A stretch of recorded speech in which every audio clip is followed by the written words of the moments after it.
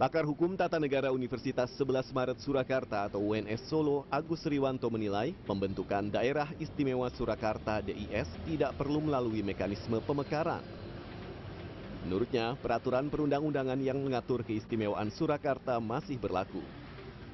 Status istimewa Surakarta secara yuris diatur dalam penetapan pemerintah nomor 16 SD tahun 1946 dan Surat Wakil Presiden tanggal 12 September 1949. Hanya saja, menurut Agus, peraturan perundang-undangan ini tidak bisa dilaksanakan karena pada waktu itu secara sejarah tidak ada kepemimpinan lokal dari dua kerajaan yang bersatu untuk menjadi pemimpin daerah atau wakilnya, yaitu Keraton Solo dan Mangkunegaran. Mesti dicari istimewa apa terhadap Surakarta itu. Karena kalau kita melihat beberapa daerah yang diberi istimewa, itu selalu ada keistimewaannya yang spesifik.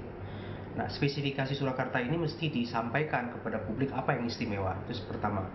Yang kedua, apakah usulan daerah istimewa Surakarta itu merupakan kehendak publik Surakarta atau hanya kehendak elit tertentu ya, yang ingin memperbaiki ekonomi dan politik. Nah, yang ketiga, mendirikan daerah istimewa itu kan butuh kesepakatan politik ya, antara pemerintah setempat, terutama DPRD provinsi dan DPRD kabupaten, termasuk juga dengan gubernur induk. Apakah ada persetujuan DPRD Provinsi Jawa Tengah untuk melepaskan daerah istimewa Surakarta ini menjadi berdiri sendiri?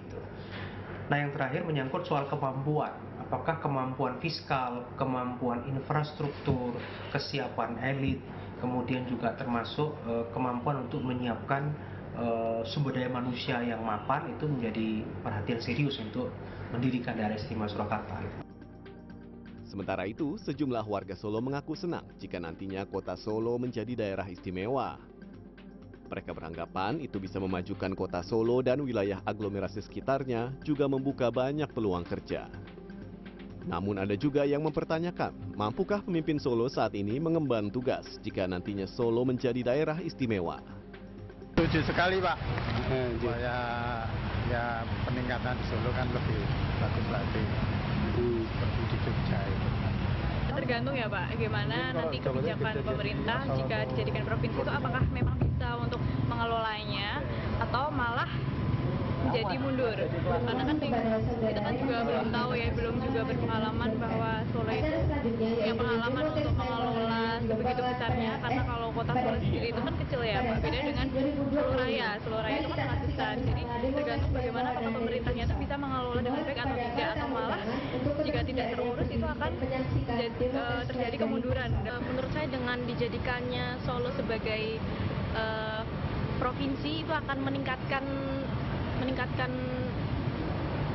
pekerjaan, meningkatkan lowongan pekerjaan, terus juga bisa menjadikan Solo sebagai kota yang lebih banyak area wisatanya, terus untuk meningkatkan UMKM juga, seperti itu Pak. Jika kota Solo mendapatkan status sebagai daerah istimewa, tentu akan mendapatkan alokasi anggaran tambahan dari pemerintah pusat. Dan bisa menimbulkan kecemburuan sosial dari daerah lain jika Solo lepas dari Jawa Tengah.